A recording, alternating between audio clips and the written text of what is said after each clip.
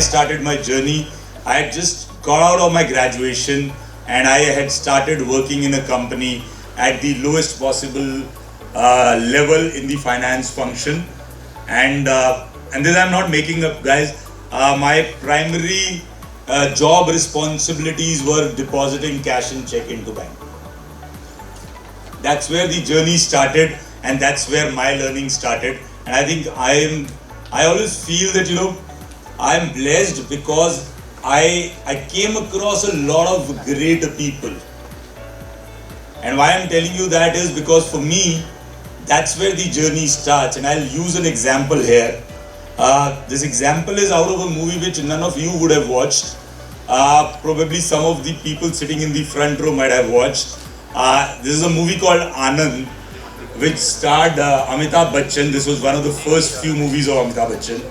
And Rajesh Khanna was a bigger star than Amitabh Bachchan at that point of time, right? And this movie talks about a very simple concept, and for me that concept is very important, that we as individuals are both a transmitter and a receiver, right?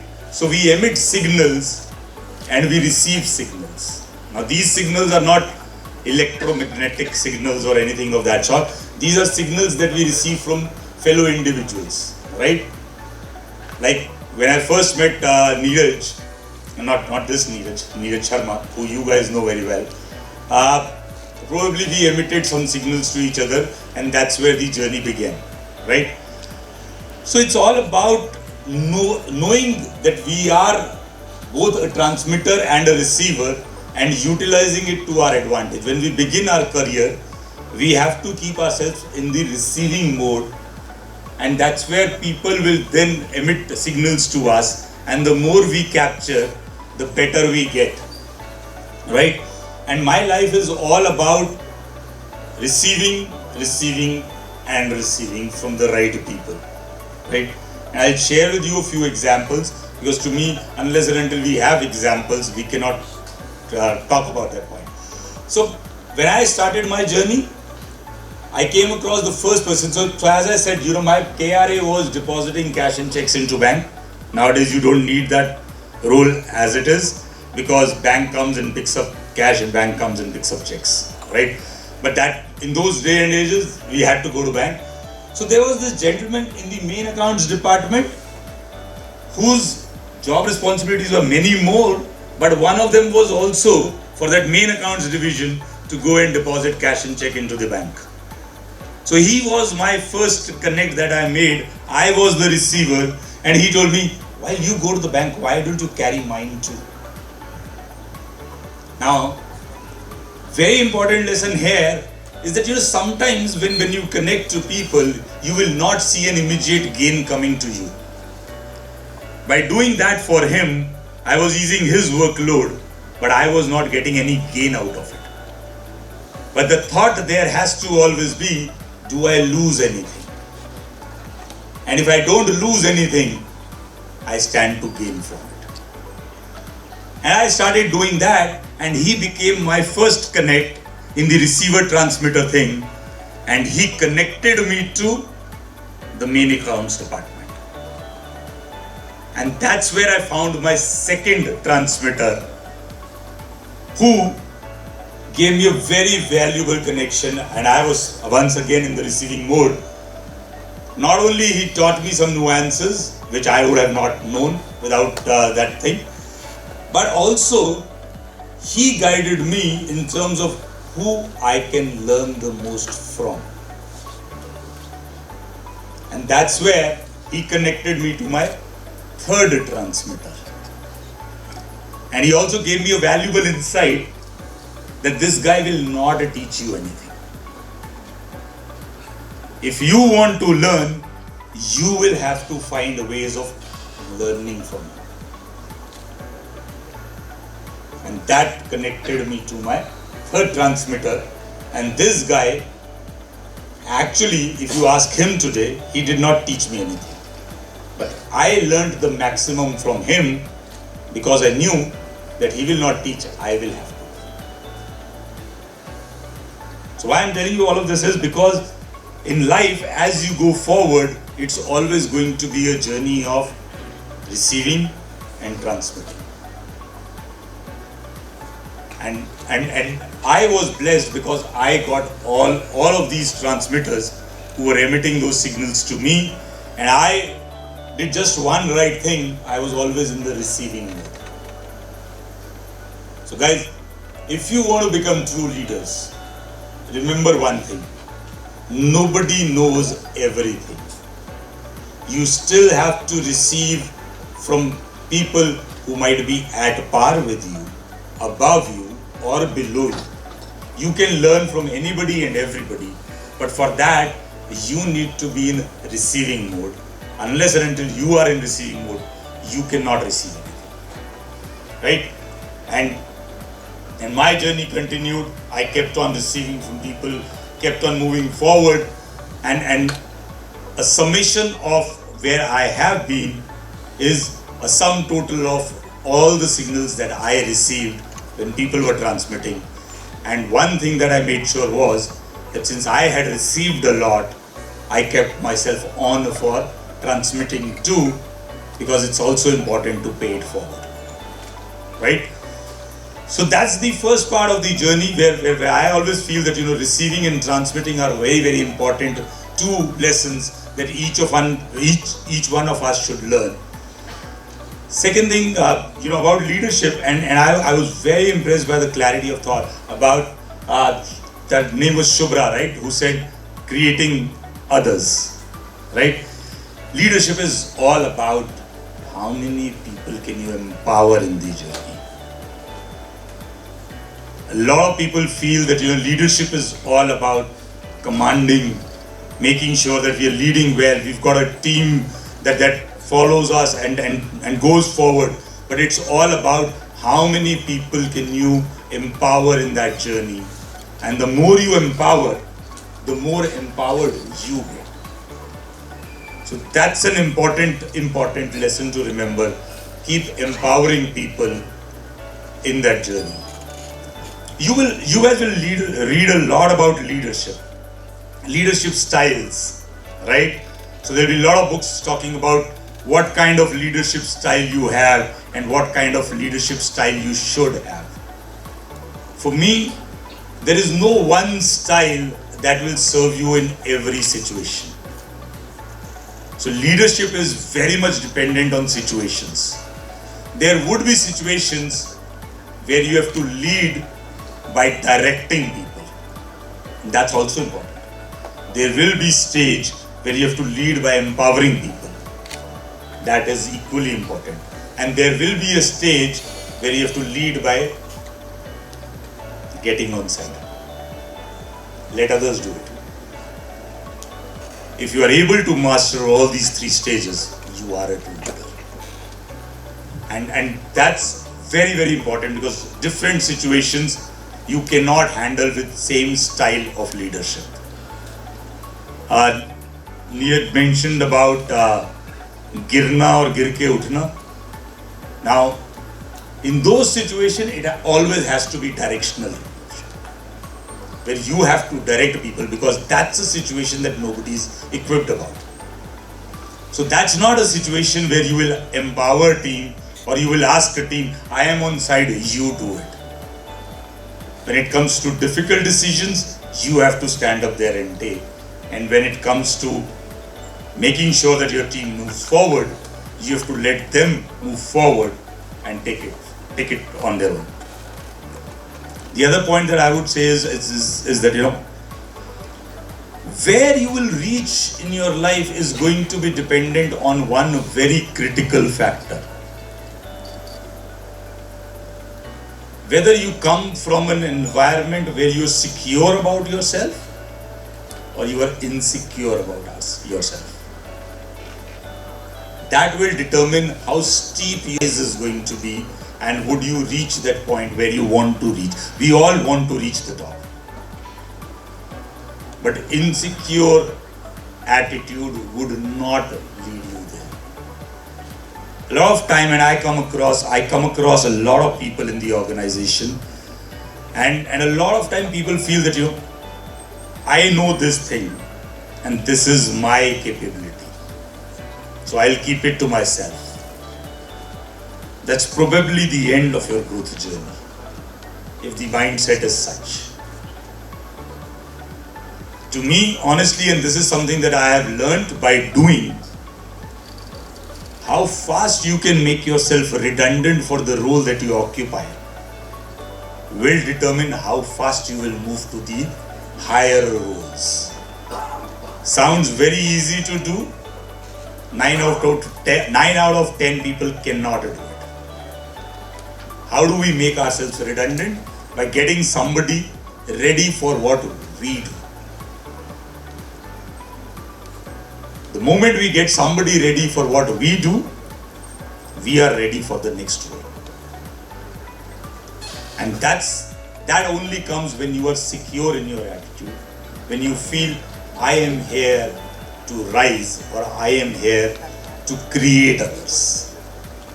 And that's a very, very important piece of the leadership journey. So these were a few points that I wanted to share out of my career. One important thing that I was told that it will be good to talk to you about, because sooner or later you would be in the process of being on the placement side, right? A lot of companies would come on the campus and you would be standing outside those rooms that would be allocated to different companies. Day 0, day 1, day 2, very important days of placement, as I have been told. But what is it that those placement companies are looking for? Do you have any idea in terms of when the placement companies come in, your rise is going to be, and would you reach that point where you want to reach? We all want to reach the top. But insecure attitude would not lead you there.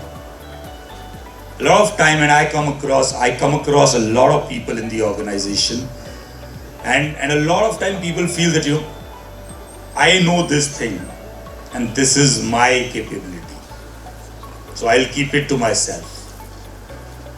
That's probably the end of your growth journey, if the mindset is such. To me, honestly, and this is something that I have learned by doing, how fast you can make yourself redundant for the role that you occupy will determine how fast you will move to the higher roles. Sounds very easy to do. 9 out of 10 people cannot do it. How do we make ourselves redundant? By getting somebody ready for what we do. The moment we get somebody ready for what we do, we are ready for the next role. And that only comes when you are secure in your attitude, when you feel I am here to rise, or I am here to create others. And that's a very, very important piece of the leadership journey. So these were a few points that I wanted to share out of my career. One important thing that I was told that it will be good to talk to you about, because sooner or later you would be in the process of being on the placement side, right? A lot of companies would come on the campus and you would be standing outside those rooms that would be allocated to different companies. Day 0, day 1, day 2, very important days of placement, as I have been told. But what is it that those placement companies are looking for? Do you have any idea in terms of when the placement companies come in, what are they looking for when they're trying to hire one of you or some of you? What are they looking for? Anybody? The attitude we have and the knowledge regarding the place we will be hiring from. So knowledge and attitude. Okay. Yes. The amount of things we can adapt, or adaptability quality. Adaptability. Communication. Sorry? Communication. Communication. Empathetic. Sorry? Empathetic. Empathetic. Problem solving skill. problem solving skills. Anything else? By the way, all are right answers. Huh? There is nothing wrong answer here. There cannot be any wrong answer. A go-getter attitude. Competitive mindset. Sorry? Competitive mindset. Competitive mindset. Okay. Industry readiness. Industry readiness. Anything else anybody wants to add? So guys, as I told you, none of this is wrong answer. But remember one thing, and this is something that my professor at ISB told us on day one when we joined ISB, right? I was doing an executive MBA program which would not have a placement by design of it. So we were never going to get into a placement room. But what he told us was more about the course, because we were all senior management people getting into that course. So his opening line to us was, as you come into this institute and we start working with you on your executive MBA, our starting point is that you are very good. Either you, by your conduct, prove us that you are excellent, or by your conduct, show us that you are good. There is nothing below good, there is nothing above excellent. We are starting at the point that you are very, very good. And what does this tell you? And this is actually true for any placement that you would go into today, any interviews that you will go into tomorrow.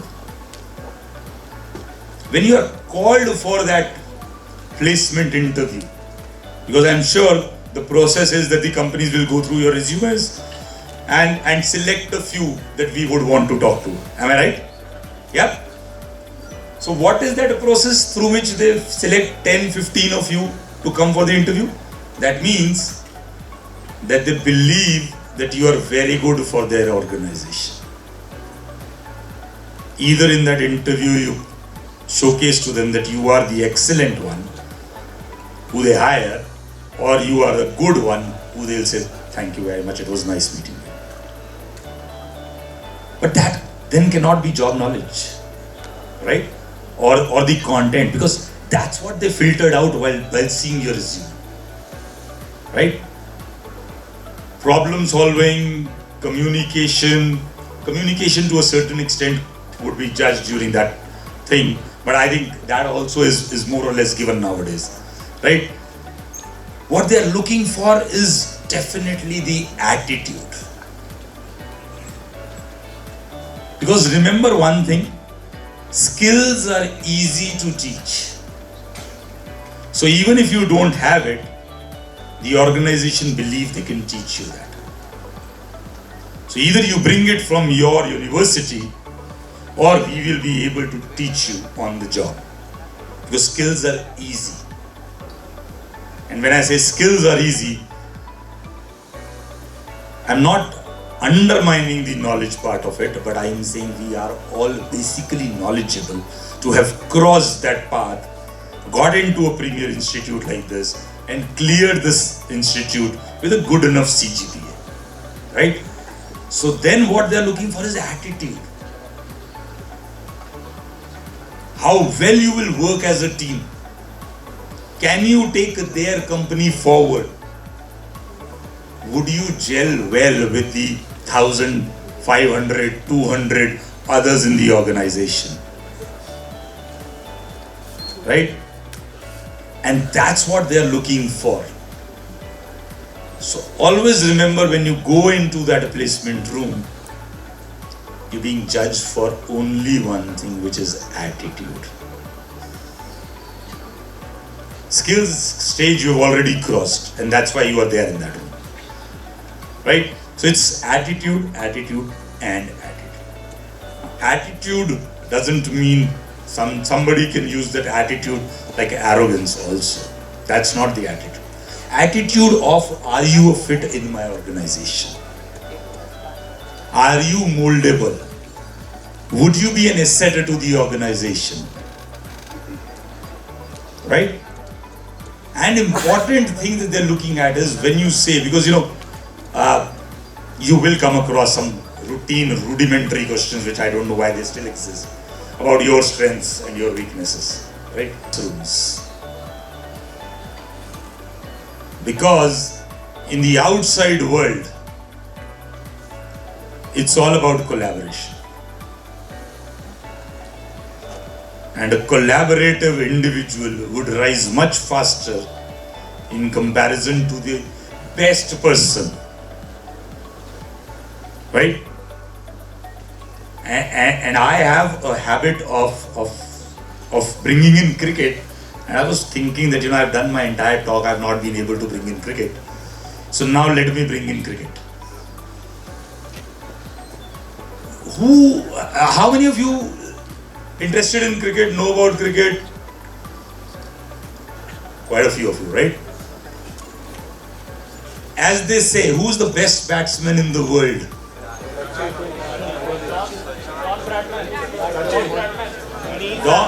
Don Bradman, yes, but the god of cricket is Sachin Tendulkar, right? Now, Sachin Tendulkar was not just considered god of cricket because of anything else. He just was one of the most delightful batsmen to watch. Had all the cricketing shots in the world and was also very, very down to earth, right? And a long, illustrious career. Now think of it, you had Sachin Tendulkar in the team and this team played 5 World Cups. Or maybe 6, I don't even remember.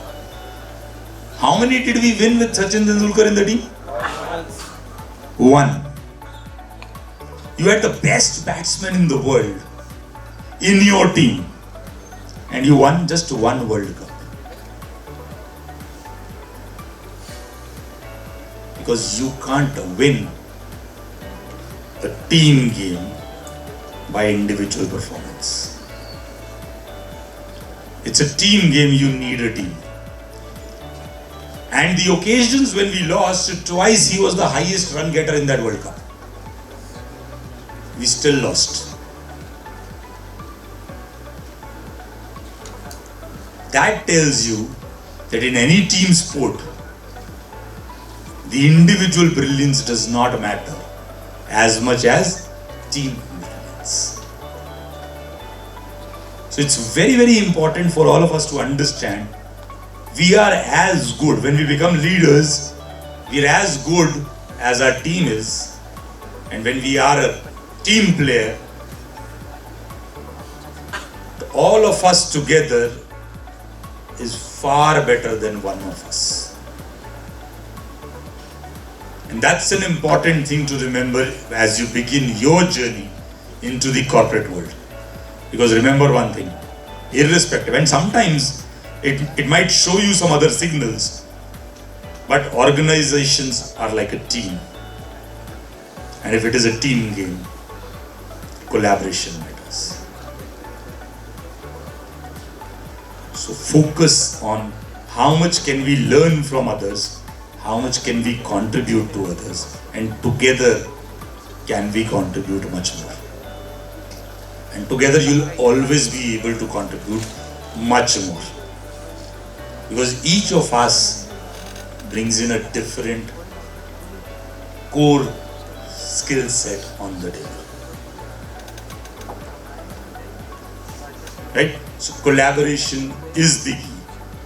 And make sure that you're using that key to open the door of your success. Right? Last but not the least, I'll recommend you a book. This book is called 5 Dysfunctions of a Team. Right? I don't remember the author. The publishers do not publish it in India, so when you will order that book on Amazon or try to buy it, it will be slightly higher in price because it will be imported and brought to you. Right? I have not come across a better book to illustrate the example of how an individually brilliant human being can push the team down.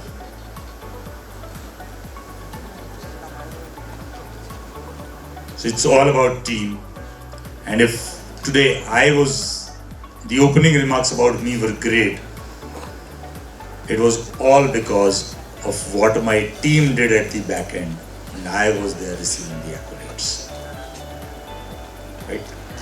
That's all that I had to share. Any questions, any comments, anything, all welcome.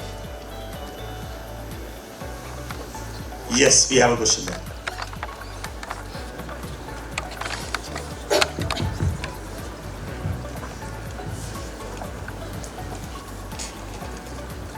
Good afternoon, sir. Good afternoon. My name is Sanskriti Bankar, and thank you for giving me this opportunity.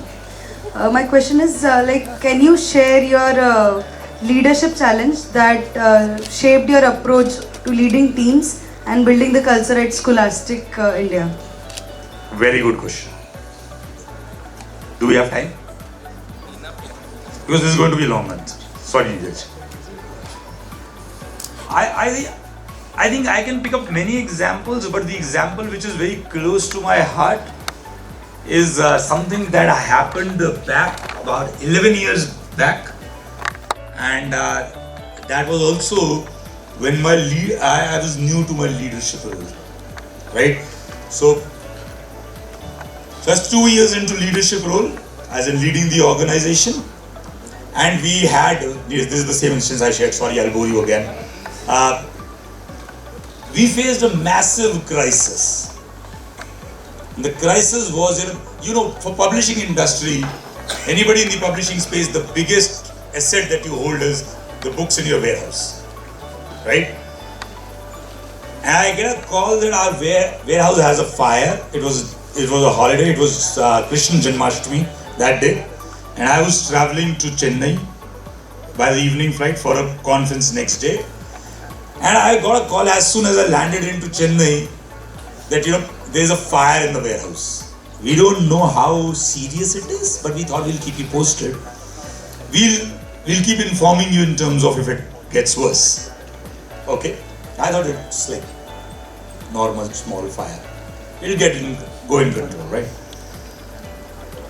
Over the next 3 years, and I'll try to cut it short a little bit. Over the course of the next 3 hours, I got repeated calls which took the magnitude of fire up, and up. By the time it was midnight hours, I got a call saying, there's definitely no way that we can save even a single book in that warehouse. Right? So think about it from a challenge of how do we sell this book. Now I don't have a single book to sell. I take an immediate call and I return back to Delhi next day morning, leaving the conference to somebody else. Cutting the long story short, I go into the conference room because I straight away go to the office. I go get into the conference room, and you won't believe,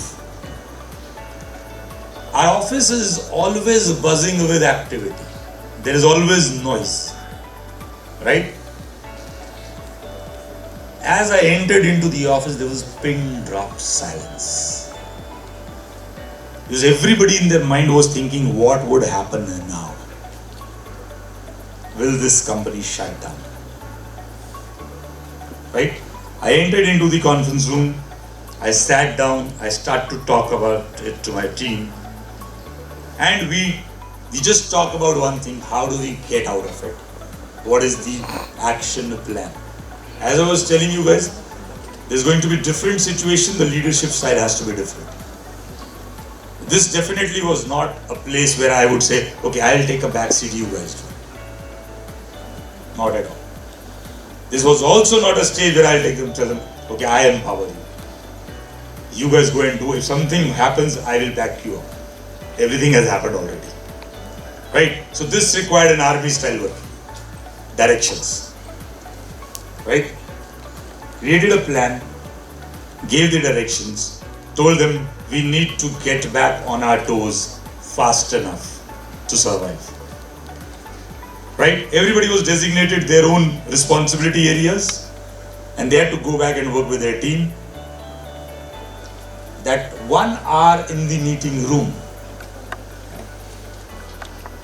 as soon as that hour ended with my team discussing the whole plan, I think we were back on the path of going up, just because of, as the 1 hour closed and these team leaders went outside, sat down with their team, suddenly from no work they all had enough work. Right? Once again the office is buzzing with activity, everything is going on as usual with much more energy. And this team, as I said, I have a great team. I received all the accolades for bouncing back in the shortest span of time. Thanks to all the work that the team did. So, I can't remember of a bigger challenge than that. Obviously, COVID would come in second, but that was a big challenge, and this is how we managed it. It was amazing, sir. Thank you. What Thank was you. the value of the stock? Which year was that? Well, I have some more questions. Yeah. So this was the year 2014, right? And how did you get back? I mean, what did you do to get back? I mean, yes, you spoke to your team members, and then what happened? It's because there's a lot of takeaways from this incident. Right. So this year was 2014, right? Month was August. The value of stock at the cost value was roughly about 12 crores. Right? How did we get back? I think there are a few reasons to it, but I think one of the biggest reason is that I behaved slightly differently that day. The people who work with me know me very differently. So I'm also a bit of hard taskmaster and a slightly short-tempered, and that's an understatement, slightly. Right? So my normal style of working would have been, I would have got into the room and spent first half an hour talking about the fire. Why the hell did that happen? Luckily for me, and I don't know the reason for it, maybe there was some divine force helping me, I did not talk about the fire. I think I contribute to that as one of the biggest reasons for us bouncing back fast. So we did not go into the fire and the loss and anything. We just discussed go forward strategy. In that go forward strategy, as I told you, I had put in those 10 people in the room in charge for various different things that needed to be done for us to bounce back. Told them work with your team, come back with your action plan, and I went back into my room and just created on my big whiteboard a date-wise calendar. And as people started coming back to me post-afternoon, I just started plotting for them to reach from point A to point B, which was their journey. What are the steps in between, and when would those steps be achieved? So that I could just monitor the progress by checking on, was it done? If it is done a day before, everything else moves a day forward. If it's getting done a day late, what is the reason? And everything else moves a day forward. So breaking it down into small, milestones. And making each individual team responsible for the entire journey of it. From point A to point B, which was identified for them. And just monitoring it relentlessly. And contributing, my whole contribution was only, if they got stuck, how do I get them out? Does that answer your questions? Yes, partly. One, obviously, a big takeaway for me is that you involved your team. And everybody felt that it wasn't Neeraj Jain's problem, it was our problem together. And the credit goes to your leadership style there. So that's a big takeaway for me as a leader. The other thing, you need to tell the students about the call you made to your boss. Because that talks about your belief system. Yeah. And you also need to tell them how your connect with people with the printers and with your ISB friend, how that connect worked for you, because that connect everybody cannot make. Only a person who's giving, only a person who understands relationships, only a person who thinks big and out of the box is a person who's a good leader. So please also tell them about that. Okay. So you wanted me to talk about the connects? First your belief system, your call to your boss, Okay. and then your connects. So the call to my boss. So I told my boss that I was constantly updating as I was being updated by the team. Because also remember, communication is very important in all such things. So my boss is based out of Hong Kong. So you have to understand, he's 2.5 hours ahead of me. Right? So if I got my first inkling that it's going to be a huge loss at 10 p.m., it was 12:30 night time for him. Right? So I was continuously updating him in terms of what's happening, and he was continuously engaging with me in the conversation, because in all such cases, sometimes what happens in the organizations, and this is important for all of you to learn, is communication should be very, very proper in the times of crisis. You need to keep everybody informed, otherwise they all feel very jittery. So I was communicating to him, he was communicating to his boss, who was in Australia at that point of time holidaying, and his boss was communicating to the CEO of the team of the Scholastic International, who's based out of US, right? So all that communication was going proper, but I think the communication that you are referring to is the next day evening conversation, right? So next day evening, because I told my boss, I am reaching back in the morning, I will assess this situation and I will update you in the evening, not before that.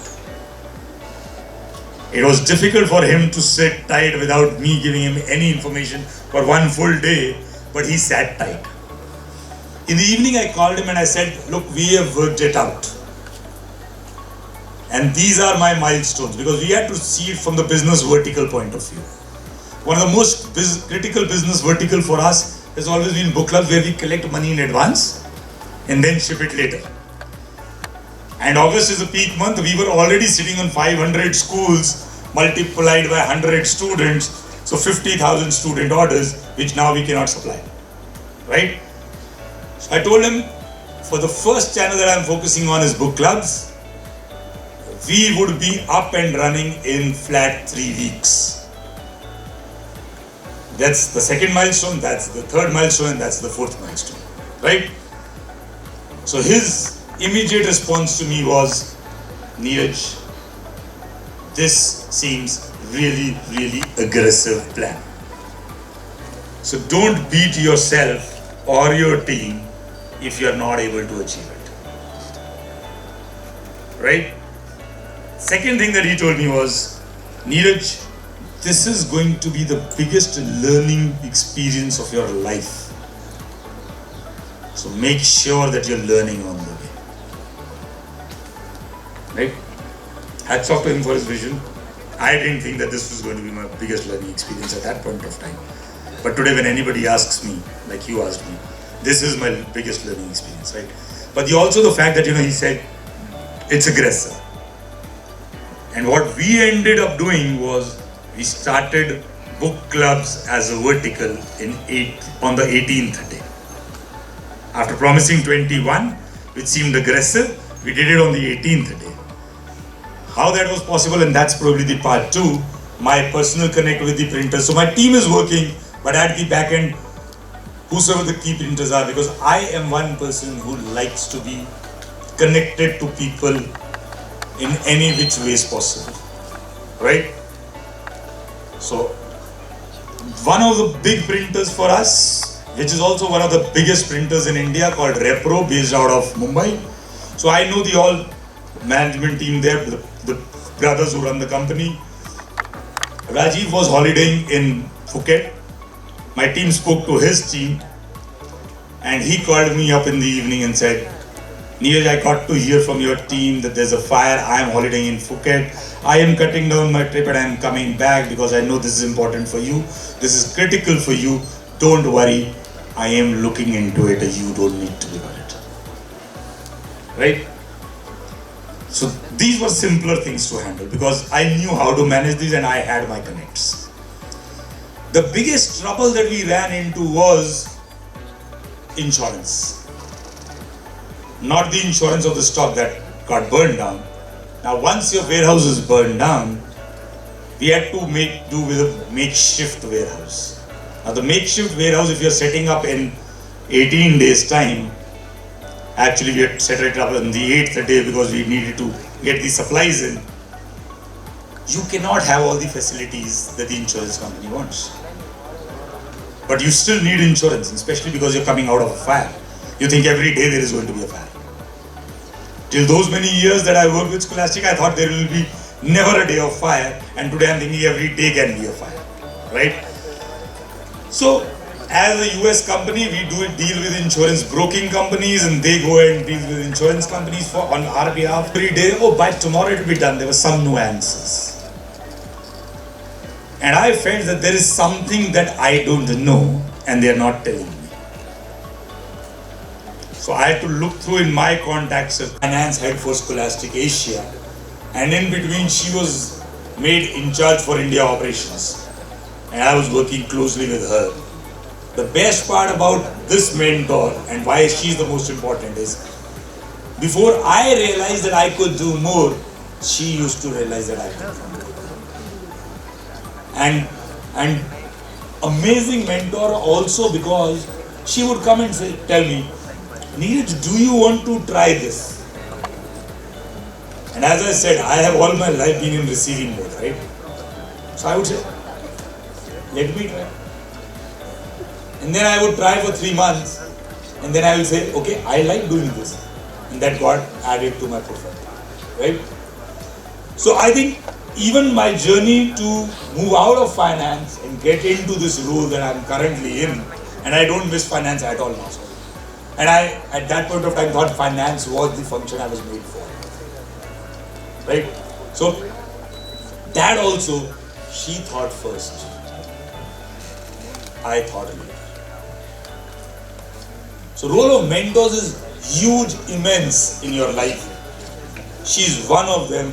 As I said, I'm blessed, but if I start telling you about all my mentors, we will have to stay here all night, which might be a little tricky given that, otherwise I would have, but given that I'm here with my wife, who's expecting me in a short while, if I stay here all night, then probably I'll have to ask Neeraj to give me a job, any job in this institute itself, because the doors of home will I can give you a job, not another wife for sure.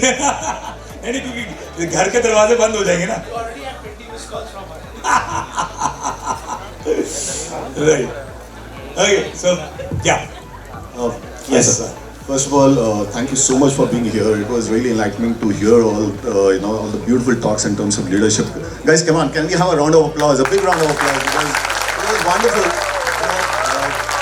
We have a lot of leaders coming here, but really I've seen somebody not using a PowerPoint, but what you say is death by PowerPoint. No, PowerPoint slides, So it was coming from you, very original. So, and secondly, I'm very happy today. The reason why I'm happy is because we got Neeraj Sharma here, and we've got Neeraj. So my name is also Neeraj Singh Rathod. So I like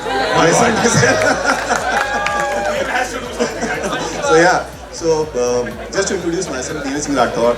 I've written more than 15 books. So again, great to have a publisher here. So my books have been done by Repro India, okay, you just mentioned, and also by Notion Press. Mm-hmm. So that's great. Can I share a few things? Is that okay if you can give me permission? Yeah, please. Because 3 things that you just said was beautiful, which we have been talking here. One, give to get. So since I've written book, I've kind of been encouraging all the students here to kind of write, and basically that's the point, that give to get. Secondly, you talked about attitude. So I was lucky to be working with Narayan Murthy, at Infosys. So the last I heard him say, he skill to hum sikha denge, and you also specified that very clearly. And he said, will kahan se aayenge, Neeraj? So and that's why we tell people that, hey, skill every company can teach you, but if you don't have the attitude, don't have the will, it will not work for you. So thank you for validating that, because Dr. Jha also keeps on saying that attitude is important, so we do that. And thirdly, bounce back, right? So I also had my own company which closed down because of some issues, and the learning that I got from that failure I still can say that it's really helpful for me. So thank you for those three beautiful inputs that you gave, and I'm sure the students would learn and implement it in their while they get into the corporate world.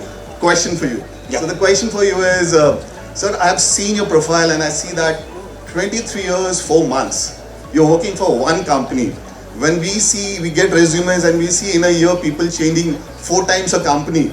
So the first question is, what made you stick around, and what was it that you want to give it to the students out here who are looking for thoda sa milta hai, just change over. What is it that you feel that should be given to them? Secondly, coming from a publisher or coming from an author, what do you think needs to change for India? Because I've written 15 books, it didn't scale up a lot. I've written there, Notion Press was there, Repro, but it didn't become global. I was expecting a kitab likha hai, kuch to bada cheez hoga. It didn't go well. So what do you think needs to change in India for the writers? And secondly, royalty. Pata nahi chalta kitne paise aa rahe nahi aa rahe. What do you think needs to be done in India to take that? So those are the 2 questions. Thank you again, sir. Thank you. Thank you for your question and thank you for sharing the points.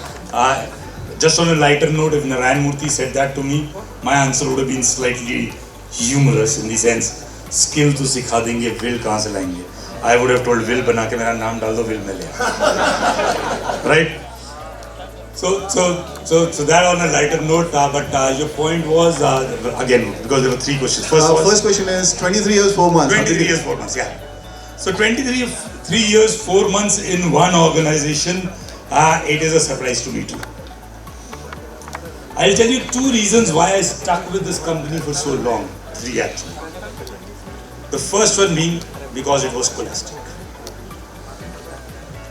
I think huge credit goes to Scholastic as an organization, because it's such a wonderful organization to work for that, as I always say, either people will come to us, spend a couple of years and go, and if they don't go in a couple of years, then probably they are there for good long stint.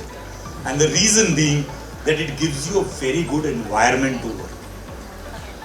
Right? So that's the reason from the Scholastic side. Reason for me to have stuck on for so long was because I did not, even today when I look back and say, I've worked for 23 years for the same organization,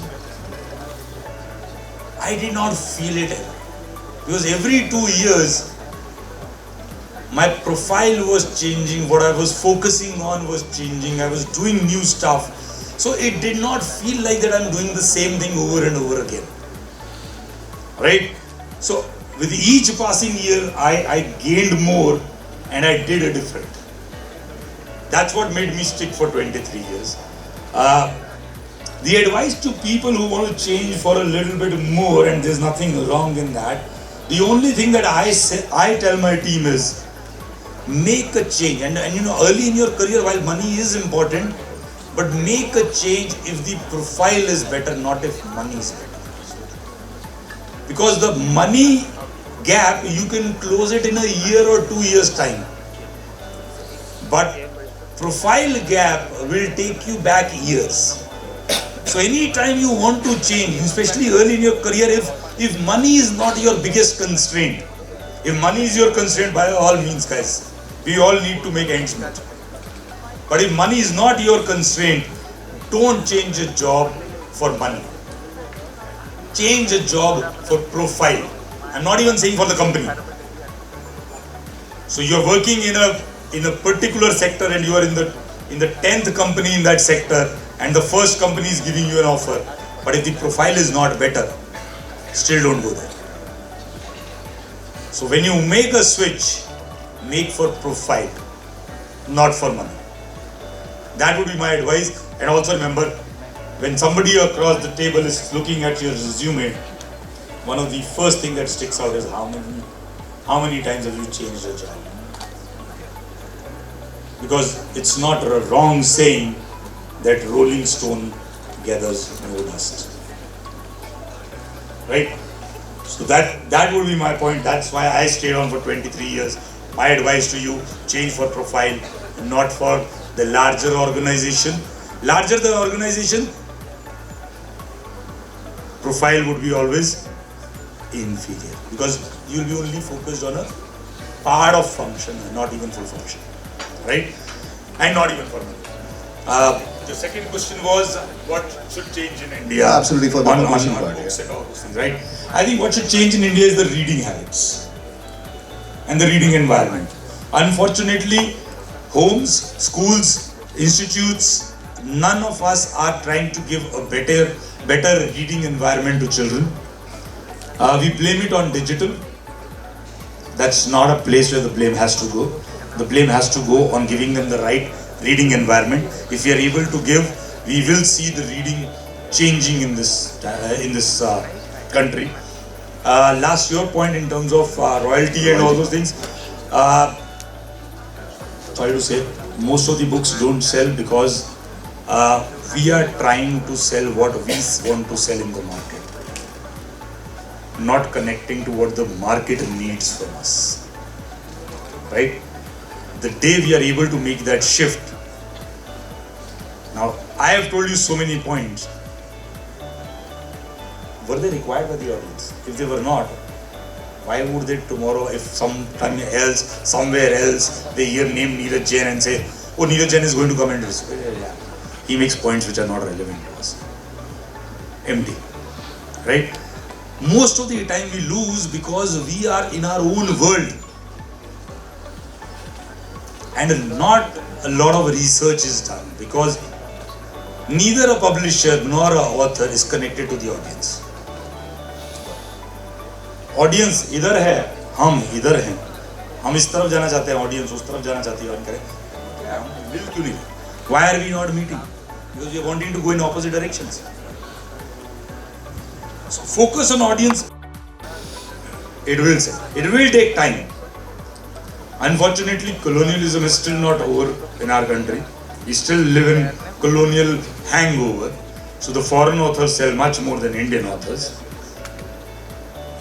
But then, maybe Indian authors have also not done this just to write the right kind of book. Or in the format that would be appreciated by the consumer. So content and format both are very, very important. If you are paying attention to that, we will have much better results. Thank you so much. Thank you. Right? Thank you, Are we sir. done? You have a loud voice, don't wait for the mic to come ask a question. Hello sir, my name is Chaitanya Parve. So I have a question for you. You transitioned from finance background to your current role, right? Yeah. Which is quite inspiring for me. What advice would you give to students who feel uncertain about their career path or specialization at this stage? Also, do you believe it is important to stick at one specialization in an earlier career stage? To give a very short answer to this question of yours, my transition happened when I told you why it happened, right? So, early in your career, don't go with a fixed mindset, right? As you move forward in your career, there will be a lot of things that will come across. Try to find your passion and make that as what you want to do. If that means changing your line, do change it. A couple of years don't matter, but a lifetime does matter, right? And I know it's difficult to find your passion, but the point is, the journey of finding what you are passionate about or what you would want to do starts from the journey of first putting down things that you definitely don't want to do. It becomes far easier to find what you want to do. So start putting that list together, start moving forward and navigate your path. If you find it at one go, what your passion is, great for you. Normally people don't find it, right? So be open enough, but remember, a lot of people will say, oh, you spent a couple of years in HR and now you want to move to marketing. But what is the problem in leaving a couple of years behind and seeing for the lifetime ahead? So do what you are passionate about. Enjoy your work, it will not look like work. That's most important.